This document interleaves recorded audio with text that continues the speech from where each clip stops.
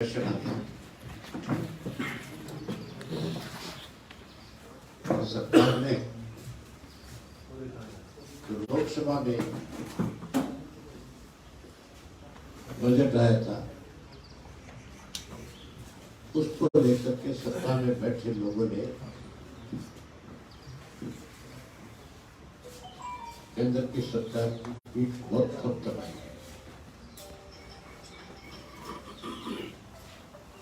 कि बजट जो है किसान के लिए, व्यापारी के लिए, आम आदमी के लिए इस बजट के अंदर बहुत सारी जो है लोगों की मदद की गई, जबकि उस बजट को पूरे को जब आप देखो तो किसान को मिलने वाली सब्सिडी थी वो खत्म कर दी गई। किसान पे हर साल जो पैसा बजट में खर्च किया जाता था उसमें भी पहले के मुकाबले कम कर दिया, जबकि बजट जो है हर वर्ष बढ़ोतरी से आता है। हमारे हरियाणा प्रदेश के अंदर चौटाला साहब जब 2000 से 2005 में चीफ मिनिस्टर थे, 2000 रुपए का बजट था 2000, और आज वो बढ़ करके 3 लाख करोड़ का हो। इसी तरह केंद्र की सरकार के अंदर भी बजट में हर साल बढ़ोतरी होती है। हर मद के अंदर पैसा बढ़ा करके खर्च करना चाहिए ताकि लोगों को ज्यादा सुविधाएं मिल सके,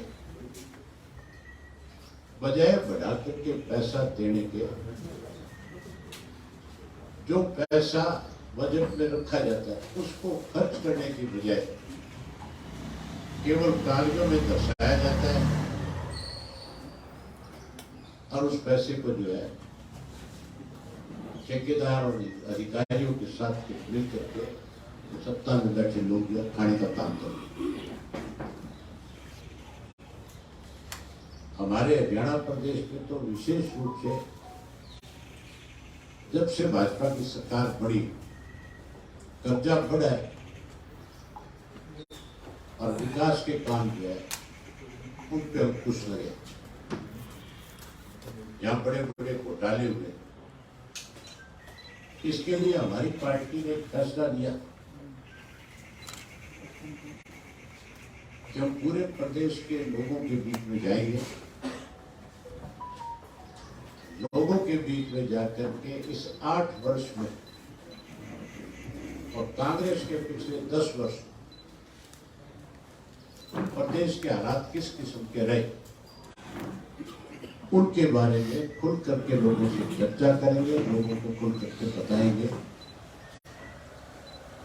कि सत्ता में बैठे लोगों ने किस तरह से इस प्रदेश को लूटने का काम किया। इसके लिए हमने पार्टी के सब साथियों में बैठ करके जब इस पर चर्चा करी तो ये फैसला हुआ कि पूरे प्रदेश के अंदर एक यात्रा की जाए और उस यात्रा के माध्यम से लोगों के अंदर घर घर तक ये बात पहुंचाई जाए।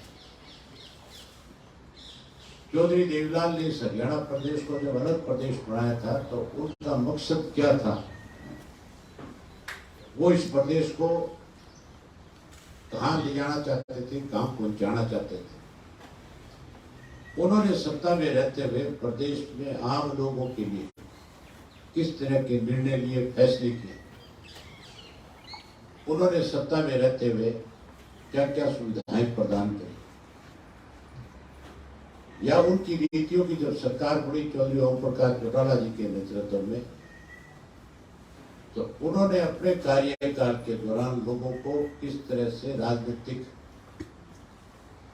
जागृति पैदा करी और कैसे प्रदेश के लोगों के विकास के काम में सरकार की भूमिका निभाई। हम उसकी चर्चा भी लोगों के बीच में करेंगे। इसके लिए हमने इस 24 फरवरी से परिवर्तन यात्रा शुरू करने जा रहे हैं और जब 24 तारीख से चलेगी, 24 फरवरी से चल करके 25 सितंबर को चौधरी देवराज जी के जन्म दिवस के ऊपर उस यात्रा का समापन होगा। ये यात्रा चरणों में नहीं चलेगी, लगातार चलेगी। हर रोज 15 किलोमीटर से लेकर के और 20 किलोमीटर तक का डिस्टेंस जो है पैदल चल करके तय करेंगे। रोजाना 5 से 7 गांव जो है, शहर और कस्बे जो है टच करेंगे। जहां रात्रि आखिरी गांव जो यात्रा उसी गांव में रुकेगी, वही रात को रुकेंगे और अगले दिन वहीं से इसकी शुरुआत करेंगे। फिर अगले दिन चल करके अगले गांव में जा करके फिर लोगों से मिलेंगे। फिर इसी तरह से इसका पड़ाव आगे से आगे रहेगा। मैं आपको पहला जो चरण है उसके बारे में थोड़ा सा बता देता हूँ। 5 अप्रैल तक के कार्यक्रम हमने बढ़ा तो दिया पूरा 25 सितंबर तक का हरियाणा के 90 के 90 विधानसभा क्षेत्र हम टच करेंगे। हर विधानसभा क्षेत्र में एवरेज 3 दिन यात्रा चलेगी। एक विधानसभा क्षेत्र का मान के चलो 15 से 20 गांव हम टच करेंगे पहले चरण। 25 सितंबर को लोगों के साथ बातचीत करके फिर इस यात्रा को चुनाव तक इस पे क्या फैसला लिया जाए उस दिन लेंगे। हम शुरू करेंगे पुराना हल्के से। पुराना हल्के का एक गांव है जहां हरियाणा प्रदेश के अंदर सबसे ज्यादा स्वतंत्रता सेनानी हुए। गांव का नाम है सिंगार और उस गांव की एक अलग पहचान और है। जब भगवान श्री कृष्ण जो है कुरुक्षेत्र का युद्ध जीत करके गए तो उस गांव का नाम श्रृंगार इसलिए पड़ा था कि उन्होंने वहां जाकर के मंदिर में जाकर के स्नान किया और वही अपना श्रृंगार किया और वहां से फिर वो 84 की जो परिक्रमा थी उसके लिए निकले मथुरा गए। इसलिए उस गांव का नाम श्रृंगार था। हम वहां से इसकी शुरुआत करेंगे और कुरुक्षेत्र में इसका समापन करेंगे। हम 24 फरवरी से 5 अप्रैल तक 21 विधानसभा क्षेत्र कवर करेंगे, जिसमें पुराना है, फिरोजपुर जिरका है, नूह है, हथीन है, होडल है, पलवल है, पिरला है, फरीदाबाद का तिगावा है, बल्लभगढ़ है, बड़खल है, NIT है, गुड़गांव का सोना है, बादशाहपुर है, पटौदी है, रिवाड़ी का रिवाड़ी, बावड़ और कोसली है, महेंद्र का बेलीगढ़, पटेली मंडी है, महेंद्रगढ़ का, नांगल चौधरी है, नारनौल और महेंद्रगढ़। इसके बाद दादरी में जाएंगे, दादरी से फिर झज्जर में जाएंगे, झज्जर से सोनीपत में जाएंगे, सोनीपत से फिर रोहतक में आएंगे, रोहतक से भिवाड़ी में आएंगे, भिवाड़ी से फिर आपका हिसार में इंटर करेंगे, हिसार से फतेहाबाद में, फतेहाबाद से सरसा, सरसा से फिर जींद इंटर करेंगे और जींद से फिर सोनीपत में आएंगे, सोनीपत से फिर पानीपत जाएंगे, पानीपत से फिर करनाल जाएगी यात्रा और करनाल से फिर यमुनानगर, यमुनानगर से अम्बाड़ा होती हुई पंचकुला में और पंचकुला करके उसके बाद फिर अम्बाड़ा, अम्बाड़ा से कैथल जाएंगे और आखिर में कैथल के बाद कुरुक्षेत्र जाएंगे। ये यात्रा का पूरा रूट रहेगा। विशेष रूप से जो है हमारा जो लोगों के बीच में हमने कुछ पॉइंट्स बनाए हैं जिनकी बहुत खुल करके चर्चा करेंगे। आज उनकी बहुत जरूरत है। सरकार में, सत्ता में बैठे लोग हर रोज झूठ बोलकर लोगों को गुमराह करने की कोशिश करते हैं। हम विशेष रूप से लोगों को ये बताएंगे कि पिछले 8 वर्ष में हमारे प्रदेश के मुख्यमंत्री ने कितनी घोषणाएं करी, मुख्यमंत्री ने कितनी अपनी ऐड दी अखबारों के माध्यम से, कितना पैसा उस पर खर्च किया और कितना पैसा खर्च करने के बाद लोगों को उससे क्या बेनिफिट हुआ। केवल अपनी और प्रधानमंत्री की फोटो अखबार में छाप करके मुझे लगता है कि अखबार के साथ भी इन्होंने कोई कमीशन तय कर रखा होगा, पैसे खाने के लिए अपनी फोटो छपाती है। आज इस प्रदेश को ये लोग रोज कहते हैं कि हम इतनी नौकरियां निकाल रहे, हम इतने पढ़े लिखे नौजवानों को रोजगार देने जा रहे हैं। आज हालत ऐसी है कि हमारे प्रदेश के अंदर बेरोजगारी जो है 21.7% है, जो सबसे ज्यादा है।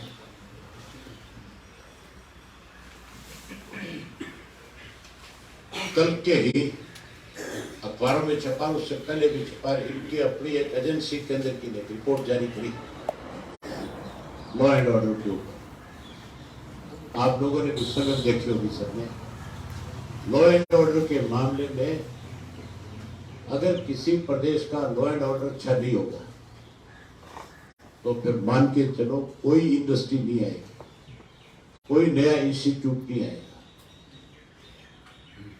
ना ही कोई आदमी आकर के एक नया पैसा उस प्रदेश में खर्च करेगा, क्योंकि जहां कानून व्यवस्था की स्थिति ठीक नहीं होगी, जहां पूरा पानी नहीं मिलेगा, बिजली नहीं मिलेगी, लोगों को सुरक्षा का भरोसा नहीं मिलेगा, तो कोई भी आदमी आकर के इन्वेस्टमेंट नहीं करेगा। ये रोजाना झूठ बोलते हैं कि हमारी सरकार बनने के बाद इन्वेस्टमेंट बढ़ा है। इन्वेस्टमेंट बढ़ा नहीं, घट गया। आज हालत ऐसी है कि 33 या 37% केंद्र की सरकार ने मार्क्स दे करके कानून व्यवस्था में हरियाणा को सबसे ऊपरले सत्र पे बताया कि सबसे बुरी हालत अगर किसी प्रदेश की कानून व्यवस्था की है तो उसका नाम हरियाणा है।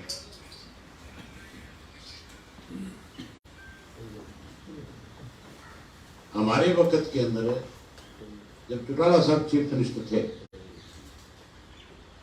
तो जब हमने सरकार छोड़ी थी उस वक्त 1600 करोड़ रुपए जो है खजाने में रखे थे। उस वक्त 1600 करोड़ जो अमाउंट था, आज वो 1,60,000 करोड़ से भी ज्यादा है। आज हालत ऐसी है कि 3 लाख करोड़ रुपए का कर्जा है हमारे प्रदेश में। और इस बजट के सत्र में मुझे लगता है वो कर्जा बढ़ करके 3.25 लाख करोड़ हो गए। ये तो 25,000 करोड़ रुपया और कर्जा ले ले, फिर उसको कैसे खाना है, इसके लिए कोई ई टेंडरिंग और करेंगे कहीं ना कहीं से। हमारा जो इस सरकार ने किसानों की अनदेखी करने में कोई कसर नहीं छोड़ी है। आज बिजली महंगी है, पानी की किल्लत है, बीज और खाद नकली मिलते हैं। हमने एक फैसला किया कि हम लोगों में जाएंगे और अपनी पार्टी की तरफ से उनको भरोसा दिलाएंगे कि अगर आप लोगों ने हमारा साथ दिया और परिवर्तन किया, क्योंकि हमने यात्रा का नाम परिवर्तन इसलिए रखा है कि प्रदेश के लोग परिवर्तन चाहते हैं। आप किसी भी व्यक्ति के पास जाकर के बैठ करके बात करें हरियाणा प्रदेश की सरकार के बारे में, चाहे आप रेलवे स्टेशन पे जाएं, हॉस्पिटल में जाएं, कचहरी में जाएं, बाजार में जाएं, किसी की बारात में जाएं, किसी के दुख में शामिल होने जाएं, अगर वहां सरकार की चर्चा होती है तो हर हालत में वहां पे बैठा हर व्यक्ति एक बात जरूर कहता है, इनसे पता नहीं कब पीछा छूटेगा। ये जाने चाहिए, इन्होंने लूट के खा लिया हमारा प्रदेश, इसलिए हमने इस यात्रा का नाम परिवर्तन रखा है। लोगों ने अगर परिवर्तन किया और हमें इस प्रदेश की सेवा करने का समय दिया तो फिर हम सस्ती बिजली देंगे, पानी उपलब्ध कराएंगे, बीज वो अच्छे उपलब्ध कराएंगे, एमएसपी का 100% कानून बनाएंगे। अगर केंद्र की सरकार कोई कानून नहीं बनाएगी तो प्रदेश की सरकार अपना एमएसपी का कानून बना करके किसान को उसकी फसल के उचित भाव देंगे। रिटायर्ड कर्मचारियों की जो पेंशन है उसके लिए हर आदमी कहता है कि बहाल होनी चाहिए। केवल अखबारों में स्टेटमेंट देते हैं, उनकी लड़ाई आज तक किसी ने नहीं लड़ी। कर्मचारियों को सबसे ज्यादा बेनिफिट अगर किसी सरकार में मिला था तो 2000 से 2005 में जब चौटाला साहब की सरकार थी तो उस वक्त हरियाणा प्रदेश के अंदर कर्मचारियों की तरफ से सबसे कम स्ट्राइक हुई और सबसे ज्यादा बेनिफिट्स उस वक्त दिए गए थे। हमारी सरकार बनने के बाद हम नए सिरे से हर हालत में कर्मचारियों की पुरानी पेंशन की बहाली करने का काम करेंगे।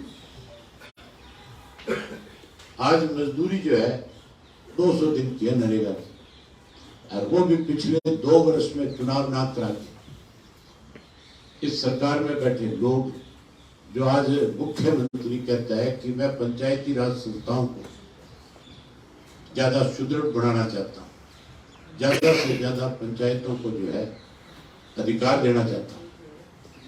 अधिकार देने की बजाय उन पर अंकुश लगा दिया। आज सरपंचों को मजबूर कर दिया कि वो अपने गांव में काम काज कराने की बजाय सरकार के खिलाफ सड़कों पर बैठ जाए। कोई दिन, कोई जिला, कोई ब्लॉक ऐसा नहीं है जिस दिन सरपंच जो है सारा दिन सरकार के खिलाफ आकर के तालाबंदी करते हैं, ई टेंडरिंग को लेकर के,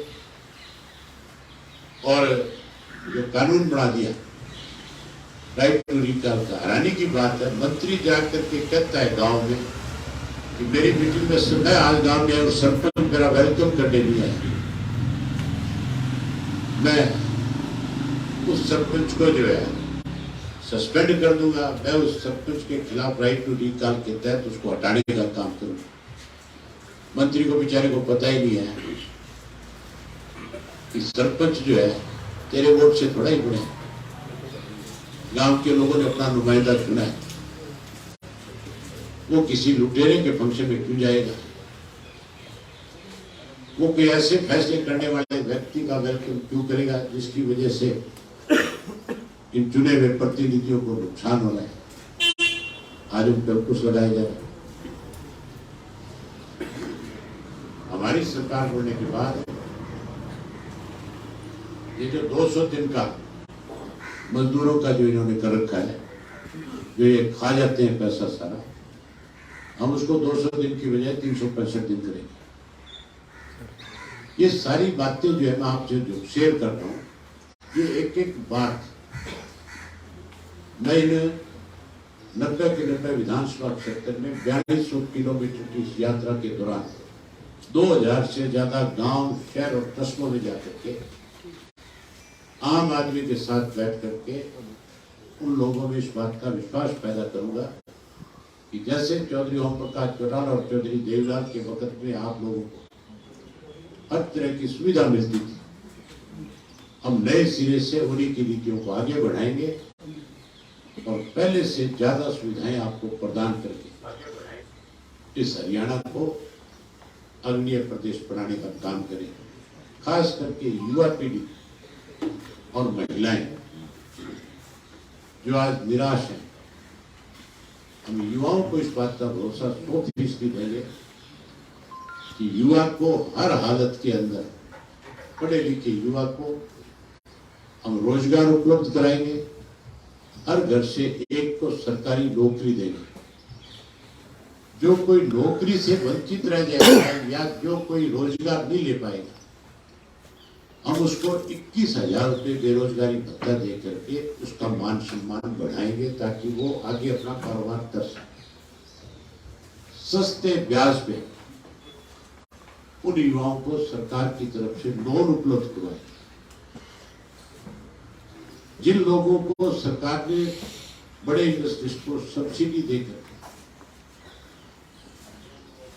कहीं उनकी हेल्प करी है, जो 6 यूनिट हो जाता है, ऐसे लोगों से पैसा वसूल करेंगे और उन युवाओं को जो बेरोजगार है वो पैसा उनको देंगे, कम ऋण पे देंगे ताकि वो अपना अच्छा कारोबार खड़ा कर सके और अपने पैरों पे खड़े होकर के अपने परिवार को आगे बढ़ा सके। इसी तरीके से जो घोटाले हुए आज तक प्रदेश के, हम उन सारे घोटालों को उजागर करें। सरकार ने, आपने अनेक दफा देखा है विधानसभा के अंदर, हम हर बार इस बात का जिक्र करते हैं और हर बार सरकार में बैठे लोग झूठ बोलते हैं। मुख्यमंत्री ने अनेक बार विधानसभा में झूठ बोला। मंत्री तो बेचारे, क्योंकि इनके ऊपर तो आरोप है, वो तो बचने के लिए सारा दिन झूठ बोलते ही है। लेकिन मुख्यमंत्री भी हमारा जो है, कहीं उनके दबाव में आकर के उनकी भाषा बोलते हैं। धान का घोटाला हुआ था,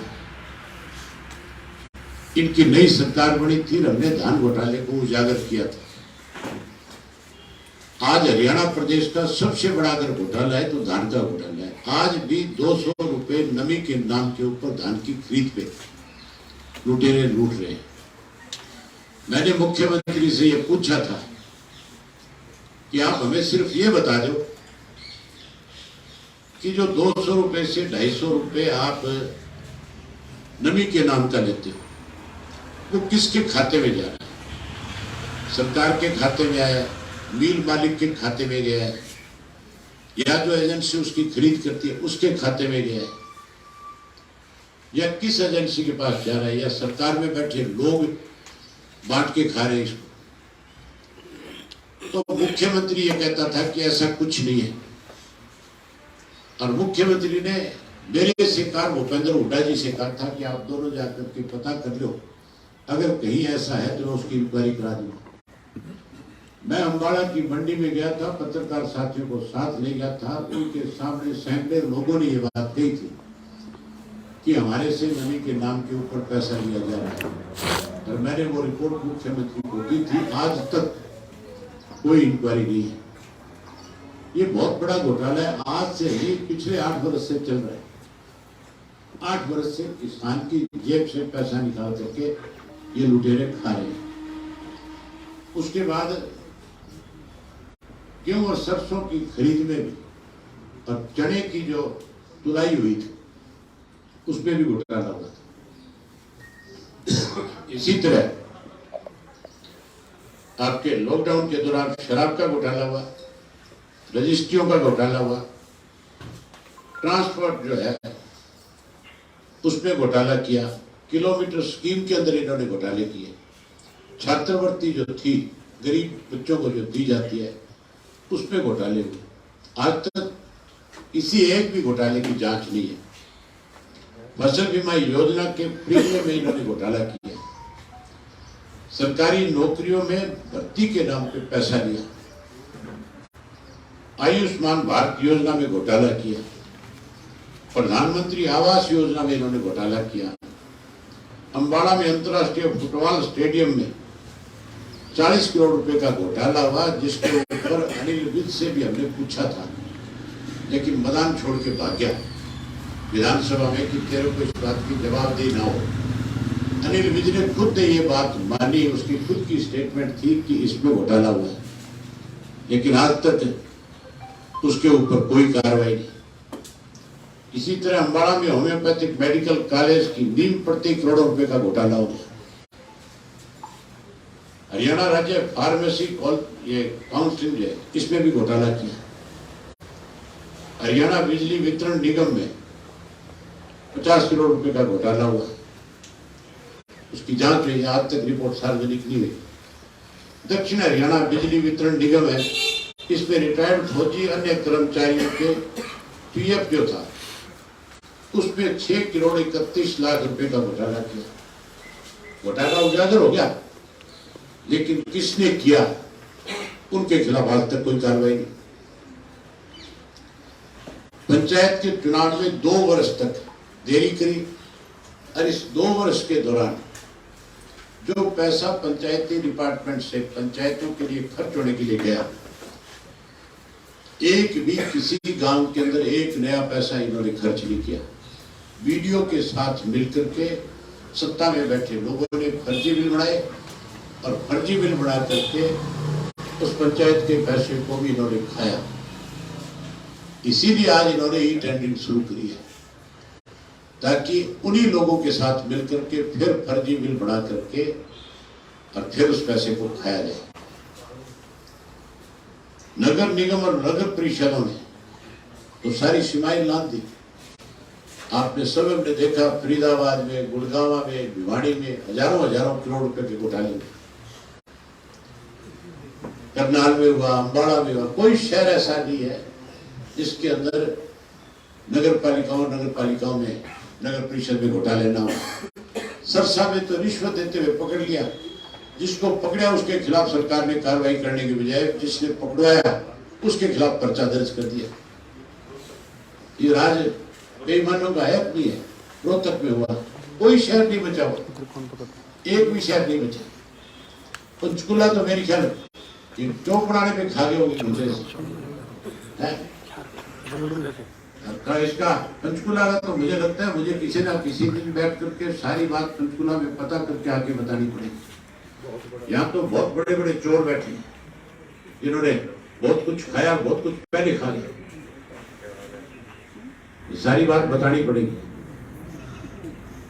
तो इस तरह जो घोटाले हुए हैं, इन सब की पोल भी हम लोगों के बीच में इस परिवर्तन यात्रा के दौरान बताएंगे। ये सारी चीज एक एक चीज इनके सामने रखेंगे। सरकार बनने के बाद आप ये देखो, बीपीएल कार्ड काट दी, पेंशन कार्ड दी बुजुर्गों की, उसके अलावा आशा वर्कर और मिड डे मील की जो वर्कर्स हैं उनको अनेक बार सरकार की तरफ से आश्वासन मिले कि हम आपकी तनख्वाहें बढ़ाएंगे, पक्का करेंगे। इन्होंने तो अब तक इनके लिए कोई फैसला नहीं लिया, लेकिन अब हम जाएंगे लोगों के बीच में, इनसे भी हम मिलेंगे और इनको बाकायदा तौर पे आश्वस्त करके आएंगे कि आप हमारी सरकार बनाओ, परिवर्तन लाओ, हम आपको परमानेंट नौकरी देंगे, पक्की नौकरी दे करके उनको भी ये जो कौशल रोजगार निगम है इसको खत्म करेंगे और इनको खत्म करके युवाओं को परमानेंट जॉब का प्रबंध करेंगे। ये सारी चीजें, सारी बातें हम पहले चरण में 25 सितंबर तक 2000 गांव और कस्बों में बताएंगे। उसके बाद 25 सितंबर को लाखों लोगों से पूछेंगे कि हमें अब आगे इस यात्रा को इसी तरह से शुरू रख करके पूरे प्रदेश के 7000 गाँव में जाएंगे, शहर और कस्बों में जाकर के लोगों से मिलेंगे। कुछ साथियों को हमारी यात्रा को लेकर के बड़ी तकलीफ थी। कई तो ये कह रहे थे कि जब तारीख तय हो जाए तो हमें भी बता दें। कुछ चाहते हैं उनके यहाँ बता जरूर देना कि 24 से यात्रा शुरू करेगा और 25 सितंबर को खत्म करेगा, सारी जड़ें खत्म करेगा। जो आज ये प्रचार कर रहे हैं ना कांग्रेस और जेजेपी के लोग कि यात्रा पूरी कैसे होगी, मेरी लोगों में चौधरी देवीलाल का खून है। चौधरी देवीलाल ने 70 साल की उम्र में हिसार से यात्रा शुरू करी थी, दिल्ली तक गए थे, पैरों में छाले पड़ गए थे, खून टपकने पड़ गया था। उस वक्त भी कांग्रेस ये कहते थे चौधरी देवीलाल तो रास्ते में छोड़ के भागेगा। चौधरी देवीलाल ने यात्रा भी पूरी करी और जिस कांग्रेस के पास आज जैसे बीजेपी के पास अथाह बहुमत है, ऐसा बहुमत था, उसको केंद्र से भी सत्ता से बाहर किया, प्रदेश से भी साफ कर दिया था। हम इस भाजपा को सत्ता से बाहर करने के लिए एक एक आदमी से जाकर के संपर्क करेंगे और यात्रा पूरी भी करेंगे और इनको सत्ता से बाहर भी करेंगे।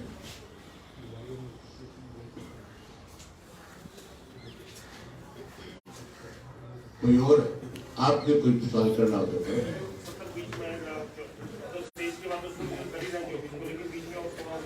बीच में थोड़ा 17-18 3 दिन जो है बजट सत्र है उन 3 दिनों में यात्रा यूं की है, मेरी बजाय उस यात्रा में 3 दिन चौटाला साहब जाएंगे। चौटाला साहब तो आज भी 88 वर्ष की उम्र में, जब हम उनके साथ बैठक कर रहे थे, इस पर चर्चा कर रहे थे, तो उन्होंने ये कहा कि उनमें हौसला देखो कितना है। उन्होंने कहा कि यात्रा मुझे करनी है। हमने कहा कि आपको चलने में तकलीफ हो जाएगी, हम इसको पैदल करना चाहते हैं। तो कहने लगे कि मैं पैदल तो नहीं चल सकता, लेकिन मैं व्हीलचेयर पे बैठ कर फिर यात्रा को पूरा कर लूंगा। हमने कहा कि नहीं, आप हमें सिर्फ आशीर्वाद दो, हम आपको जिस तरह का हरियाणा आप देखना चाहते हो उस तरह का हरियाणा आपके आशीर्वाद से उस जगह पे जाकर के आपको खड़ा करके दें। ये 3 दिन जो बीच के है, इन 3 दिनों में चौटाला साहब उस यात्रा में और पूरी उसमें आप हैं। अब पूरी यात्रा मैं करूँगा। मेरा कोई कोर्ट की डेट होगी तो उस दिन यात्रा, हम ये नहीं है कि यात्रा को उस दिन नहीं चलाएंगे, यात्रा चलेगी। मुझे कोर्ट जाना होगा, मैं 2 घंटे जाकर के फिर यात्रा में शामिल होगा।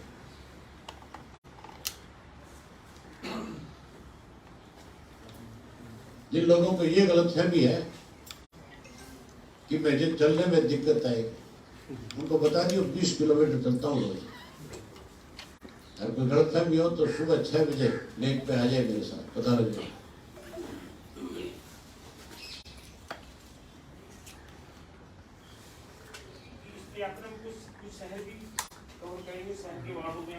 सारे 90 के 90 हल्के करूंगा ना। हर हल्के में मैंने बताया कि एवरेज नहीं, मैं आपको बता रहा हूँ कि इसमें शहर और कस्बे कवर हो गए। मैं हर विधानसभा क्षेत्र में एवरेज 3 दिन लगाऊंगा। उसमें जो शहर के विधानसभा क्षेत्र है वो भी आएंगे जिनमें 3 दिन लगाऊंगा, और इसमें कस्बे भी जिन हल्कों में है वो भी आ जाएंगे, वो भी कवर होंगे।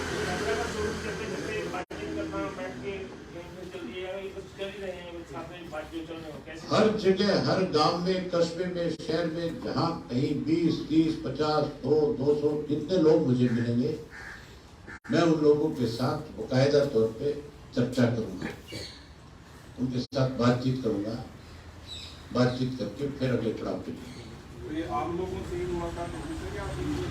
आम लोगों से, नेता या कोई और पार्टी का? है कोई और नेता, पुराने नेता या कोई पार्टी का कोई नहीं, आम लोगों से, जो आम मतदाता है, आम आदमी हमारे प्रदेश में, उससे जाकर मिलेंगे, हर व्यक्ति से मिलेंगे।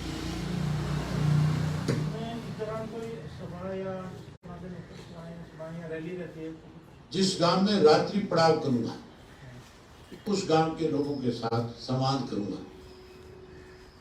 जैसे बाकी रास्ते में तो थोड़ा टाइम लगेगा, लेकिन उस गांव के लोगों के साथ ज्यादा समय लगाऊंगा यहाँ रात्रि पड़ाव होगा। रात्रि पड़ाव मेरा जो होगा, मैं पार्टी के जिस घर में चौधरी देवीलाल कोई हरियाणा में मेरे ख्याल कोई ऐसा गांव नहीं है जिस गांव में उनका कोई रात्रि ठहराव अपने राजनीतिक जीवन में ना रहा। वो तकरीबन हर गांव में गए, हर कस्बे में गए, शहर में गए, और उन्होंने जिस घर के अंदर रात्रि ठहराव किया, मैं भी उसी घर में रात को जाकर के रुकूंगा, वही रात को उनके साथ खाना खाऊंगा, वही रात को रुकूंगा। अगले दिन उसी गांव में किसी भी पार्टी के साथी के घर चाय पीऊंगा, फिर अगले पड़ाव के लिए शुरू करूंगा। जिस जगह से आप जा रहे हैं उनका ही निमंत्रण होगा या प्रदेश के अन्य एरिया से भी आपकी पार्टी के लोग को निमंत्रण होगा कि वहाँ पहुंचे? जहाँ मैं जाऊंगा, पार्टी का कोई कार्यकर्ता अगर उस यात्रा में शामिल होना चाहिए तो अच्छी बात है।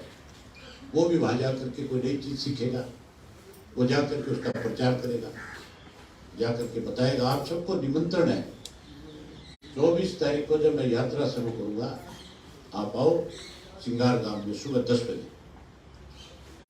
और आप अपनी आंख से देखना कि कितने लोग उस यात्रा को हरी झंडी दिखाने के लिए, ये रवाना करने के लिए। अकेले मेवात से मेरा अंदाजा है कि 20-30 हजार लोग वहां पे मौजूद होंगे। सर यात्रा आपकी जो ये 42 किलोमीटर की आपने यात्रा 25 सितंबर तक करने का फैसला किया है सर, तो ये जो खत्म होगी यानी पहला चरण कह लीजिए उसको 25 सितंबर को कुरुक्षेत्र में होगा ये कार्यक्रम। कुरुक्षेत्र में चौधरी देवलाल जी की जयंती होगी। कार्यकर्ताओं को भी जोड़ेंगे सर इस बार कोई तरीके का भी अभियान रहेगा? यात्रा तो कार्यकर्ताओं से होती है, नहीं अलग से जो बाहर से कोई आना चाहे कोई आए सबका स्वागत। आप भी आओ, आपका भी स्वागत। मैं तो चाहूंगा कि आप भी जरूर आए, ताकि आपको यहाँ बैठे जो फीडबैक मिलती है, जो फीडबैक आप जाकर के सर्वे में लोगे, उसमें रात और दिन का अंतर मिलेगा। अवैध जी ये यात्रा कर रहे हैं आप, तो जैसे जो चलेंगे कार्यकर्ता या यात्री उसमें बन के, तो उनके लिए कोई अलग से पड़ाव वगैरह से भारत जोड़ो यात्रा के दौरान रही थी, उस तरह का कुछ इंतजाम रहेगा या वैसे ही लोग चलेंगे? अब तक जिन लोगों ने भी यात्राएं करी, मैं आपको एक छोटा सा उदाहरण बता देता हूँ। चौधरी देवीलाल जी ने जब यात्रा करी थी, उनके साथ शुरुआत में सैकड़ों लोग थे और समापन के नजदीक पहुंचे तो हजारों लोगों की संख्या थी। उनके साथ जो यात्रा में चलने वाले लोग थे, उनका सबका ठहरने का जो बंदोबस्त होता था, जिस गांव में रात होती थी गांव के लोग करते थे, खाने की व्यवस्था भी गांव के लोग करते थे और उनके ठहरने की व्यवस्था भी गांव के लोग करते थे। यात्रा इस प्रदेश में, देश में बहुत लोग निकाली है, लेकिन वो अपना खाने बनाने का भी सारा सामान साथ लेकर के चलते हैं, सोने की व्यवस्था भी अपने साथ लेकर के चलते हैं। भारत जोड़ो यात्रा में तो विशेष रूप से ये बात सामने आई कि उनका सब कुछ जो है उस यात्रा के दौरान अपना था। मेरा अपना तो पार्टी का कार्यकर्ता होगा, बाकी सारे बंदोबस्त जो है जिन गांव में जाकर के रुकूंगा गांव के लोग करें। आप भी आओ, तभी तो मैं कहता हूँ कि आपको नई चीज देखने को मिलेगी।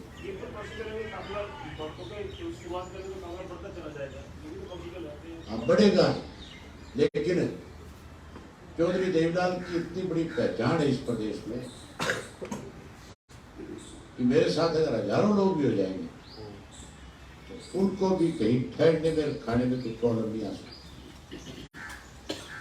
लुटेरों को तो कोई रोटी दे ना दे, मुझे रोटी की कमी नहीं है। आपकी इस यात्रा शुरू करने से पहले सर सिरसा में जो आपका एक बयान है उसको लेकर बीजेपी नेता कह रहे हैं कि हमें नोडल आपने इसी तरह के शब्दों से इस स्थिति में कि आप उनकी पार्टी का एक विधायक, इनका बैंक कार्ड भी माना और कोई फर्क नहीं लगा। कांग्रेस वाले तो मिले हुए इनके साथ। जो लोग बकवास करते हैं, झूठ बोलते हैं, उनको मेरे सामने बैठाओ ना।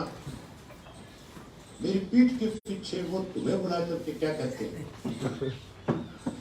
उसमें और आमने सामने खड़े होकर के बात करने में बहुत बड़ा अंतर होता है। मैं जो बात कहता हूँ उसके पीछे कोई ना कोई आधार होता है, तथ्य होता है। झूठे और लुटेरे अपनी बात चोर दरवाजे से कहते हैं।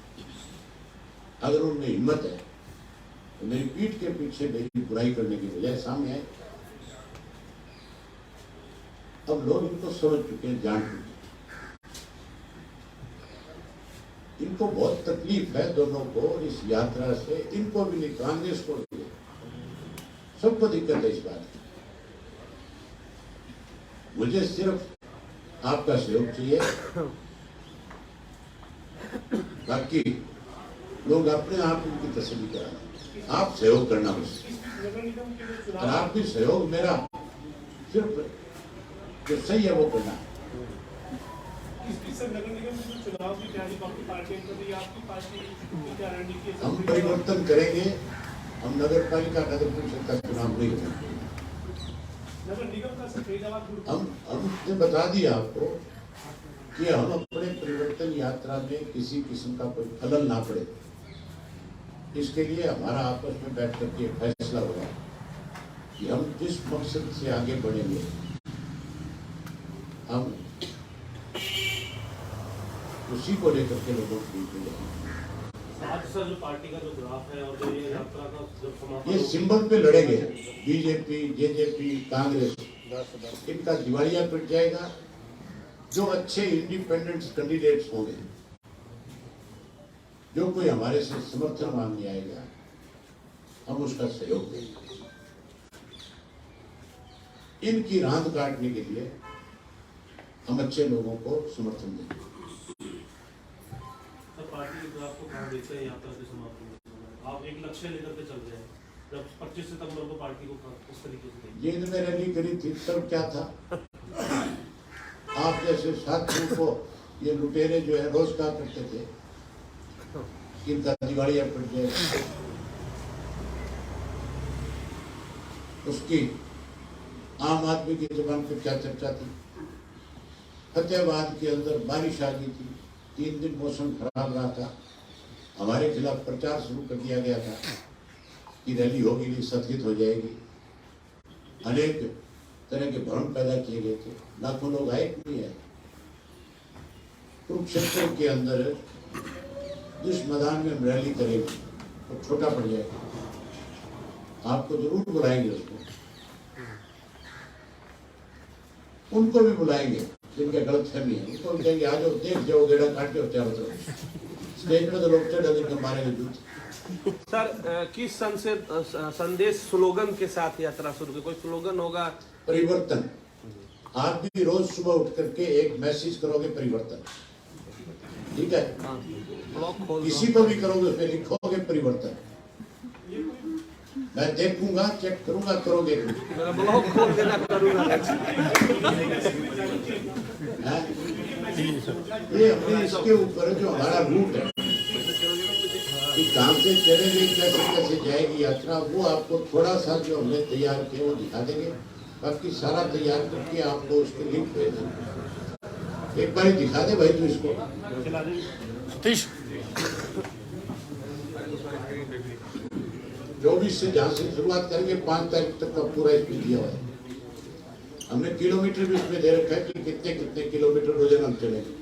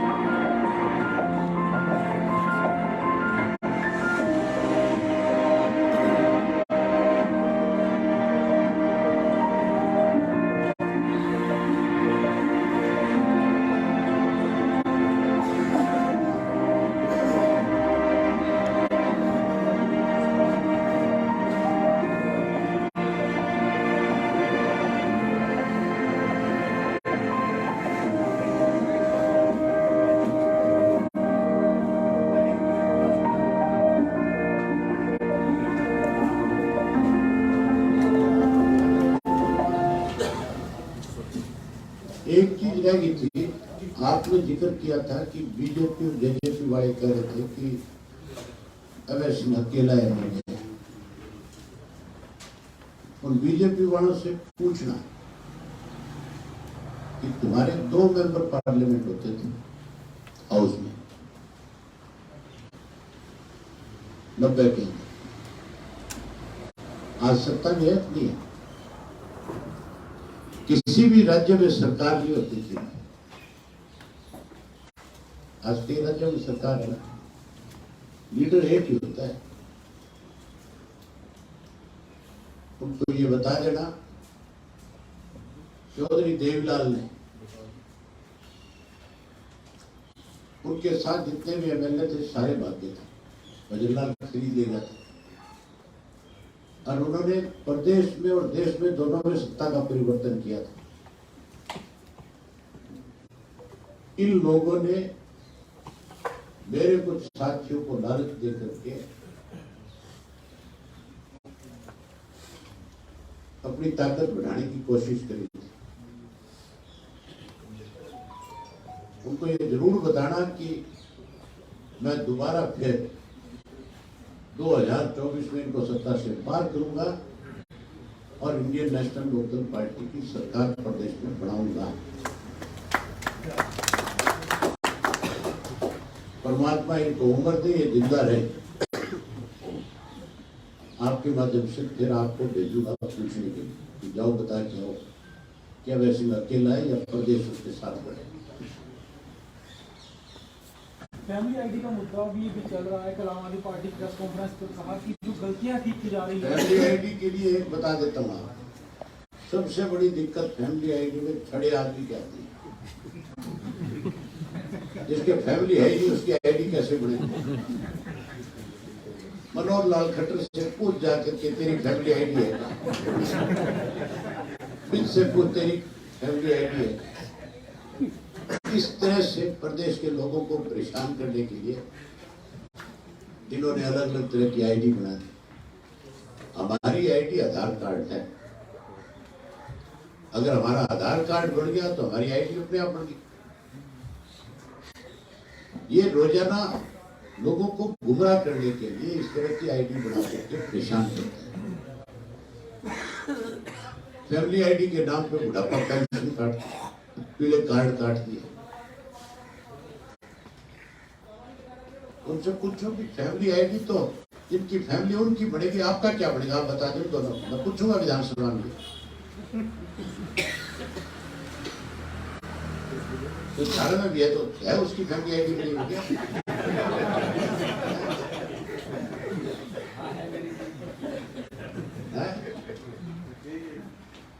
हमारी तो ठीक है, धन्यवाद। आओ चाय पिलाता हूँ।